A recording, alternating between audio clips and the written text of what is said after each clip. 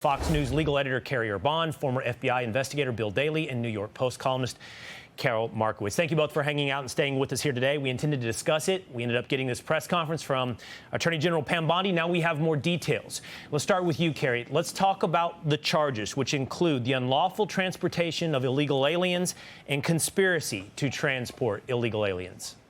Yeah, I think anyone watching that press conference just now is thinking about all of this and saying, wow, this is quite the Maryland father, isn't it? And when Attorney General Bondi said, as you mentioned, Will, just now, that he had made over 100 trips smuggling illegal aliens that included children, also included guns, also included members of MS-13, it's pretty mind-boggling. Now, I was looking at the arrest paperwork, and it looks like there are just 2 counts right now. But obviously what they have found is pretty substantial. And I think the good news for the Trump administration is that this, I think, will render this ongoing legal battle regarding where he should be, how he was processed. I think it renders it moot because now he's back in the United States. He's being processed now on these horrific crimes, alleged crimes. And then, as Attorney General Bondi said, they're going to deport him after that. There's a lot of different ways to go with this. We need to unpeel all the layers here, which include political, legal, and law enforcement. Bill, let's go to law enforcement here now for a moment. Attorney General Pam Bondi just said that this was his full-time job. He was a member of MS-13. Her allegations are this wasn't on a contract basis. It wasn't a one-time scenario. Over 100 trips as part of his full-time job. Yeah, well, as the Attorney General said, both disturbing and, I would say, compelling the information that's been presented. Of course, these are just charges at this point. However, it goes a long way, really, when we go back just a few weeks ago when in Congress they were arguing whether or not, the tattoos that he had were indicative of MS-13. Well, certainly we've gone a long way since that time, since certainly that was the assertion by the government that he was a member of MS-13, and primarily the reason why he had been deported. However, I'd probably say, well, this goes to show you that there's tremendous amount of investigative work. In fact, just by the little that we're kind of gleaning from this press conference, I can tell you is that a tremendous number of man hours. You mentioned both the FBI, Homeland Security. I'm sure all these agencies kind of almost a whole of government approach to this, because it turned out that traffic stop that happened in Tennessee just a couple of years ago, which the video surfaced, as we know, just after this whole issue involving him being deported came about. It goes to show you that there was a lot more behind this and going on behind the scenes, but they were able to thread it together in fairly quick order, in my view. This is an incredible story in terms of law enforcement and legality, Carol, but it became a football. It became a political football. It became a story of politics because the left painted this man, as Carrie pointed out, as a Maryland father, a Maryland man. And by the left, we can include both the media and Democrat politicians who chose to visit Kilmar Abrego Garcia in El Salvador. What do you think the political fallout is for casting their lot with a man who's alleged with pretty damning facts here today from the Attorney General? Well, I can't wait to hear if any of them will be having margaritas with him again. That's what I'm looking forward to finding out from the Democrats.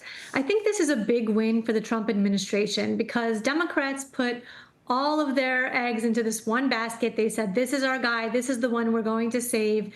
And the Trump administration said, OK, we know he's a criminal. We're bringing him back to charge him with these crimes. I don't think that's what Democrats had in mind. I also think the Trump administration had such a fast win with the border that this is a reminder to people of what the Trump administration has been able to stop in their short time in office. People like this coming across and wreaking havoc on our society. So win for the Trump administration all around. Carrie, I'm just glancing through my iPad here as we sit here together and talk, and I was curious immediately how this would be spun, how this would be discussed among other media, whether or not that's ABC or CBS or CNN. And I'll just read you because I think it's important. The headline currently at CNN, it is man mistakenly deported to El Salvador has been returned to the United States. I'm not asking you for media criticism, Carrie. What I'm curious about, and you heard the question in the press conference, is this you complying with the judge's orders to return him? And they said the state of play has changed with this indictment. The state of play has changed. He's already landed in the United States. Do you think there will be an argument, a legal argument, that what's been done here is in any way complying with the judge's order, or is this a whole new story at least in ways that it has been characterized publicly. It may have been the story all along, as we know. The Trump administration has been clear. This guy is a criminal, according to them and their allegations. But is there any way here to argue this is any way a win for the judges that have been trying to stop Donald Trump? No, I think it's over. I think this ongoing case about where he should have been, if he should have been removed to El Salvador, if he should have been processed here first over that withholding of removal order that said he couldn't go to El Salvador, it's all done now. And if you remember, Will, in the Supreme Court order with respect to Garcia, what they said was that the United States needed to facilitate the release from custody in order to deal with that order in the way that it should have been done before he was improperly removed to El Salvador. The Supreme Court never said he had to be returned to the U.S., just that they needed to address this, what the Trump administration now calls an administrative error. And now that he's back in the U.S., and then on top of it, he's being processed for these alleged horrific crimes. It's kind of a win-win all around. And the judge, and maybe the judge is relieved, honestly, in this case, because now, she can kind of wipe her hands of it and say, great, he's back here. The government can deal with him. The end, because that's really where this should go now. Carrie, though, just as a follow-up, we never heard the word extradited in that press conference. And the Trump administration had made the claim the Trump administration had made the claim that, look, we're not in charge. We can't just bring him back from El Salvador. He's in the custody of President Bukele in El Salvador. Now, the Attorney General she used the words agreed to return. He was agreed to return because of these new charges by the president of El Salvador. What do you make of that language? And I think that's what the Deputy Attorney General, Todd Blanche, was referring to when he took a question, when he said the state of play has changed. Now that they have these alleged crimes, now that they have this indictment on the books, it makes it a lot easier for the U.S., even politically speaking, since they had kind of doubled down on not bringing him back. It makes it easier politically, I think, for them to bring him back and just deal with this once and for all. They can comply easily with the Supreme Court order now. It also is consistent with what the judge in this ongoing battle regarding where he should be is. And there was probably some kind of conversation between either President Trump or Secretary Rubio and the president of El Salvador explaining how things have changed. We have these major crimes now. We have proof of this against the man. And the president of El Salvador and his people were probably more than happy to work with the United States on that. And so here we are. I appreciate what you say, Carrie, that part of this story is over. The legal part, the previous story of a judge's orders to return him, but the story is far from over. And I'm going to go back to you on this, Carol. In a way, the story now just begins for Democrats politically because you did tie yourself to this man, and the details are horrific. And again, they are allegations, but these allegations essentially could not have been worse. In other words, today, what we're hearing about Abrego Garcia is the worst of what we've heard yet about this man. Transporting minors, thousands, full-time job, hundreds of trips. This, Carol, is a man that, for example, Senator Chris Van Hollen has latched himself, and I would have to suggest, for many out there, his political future to Kilmar Abrego Garcia. Well, if Republicans are smart, and, that always remains to be seen, I would tie this whole thing to Democrats going into the midterms for all of them, really. Do you stand with your fellow Democrats on allowing illegal immigrants who are also criminals to stay in this country? Do you go and you fight for their return? Who do you want to be and who do you want to represent?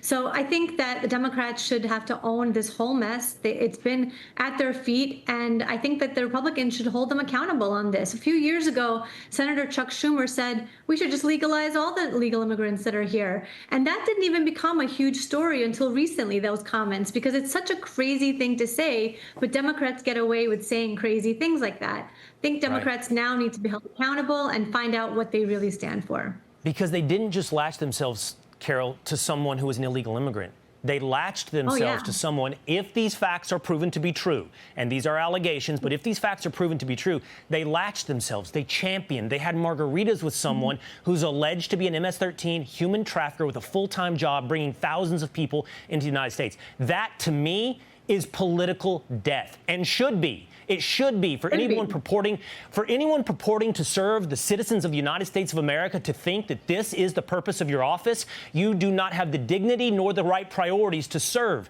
the citizens of the United States of America. But I want to go back to you, Bill.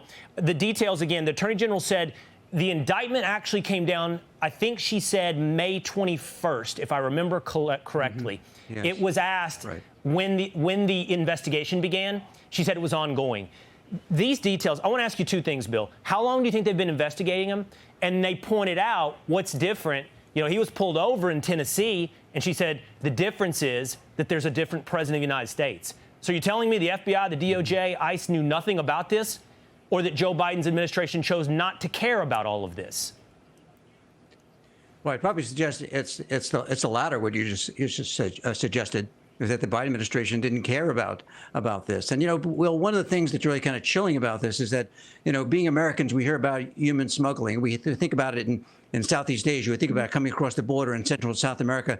Do you think about it on Interstate 40 going through Tennessee? I mean, this man had this roots. We don't even know all the routes he was taking, bringing these people allegedly throughout the country. We know at least one traffic stop with the 9 people in the car. The car he didn't own. It was owned by a convicted felon who he was using his vehicle to drive these people around, who all gave their address as his address. So this is only one example. And I think what happened, Will, is that as this case started to develop some legs, is that they investigated further.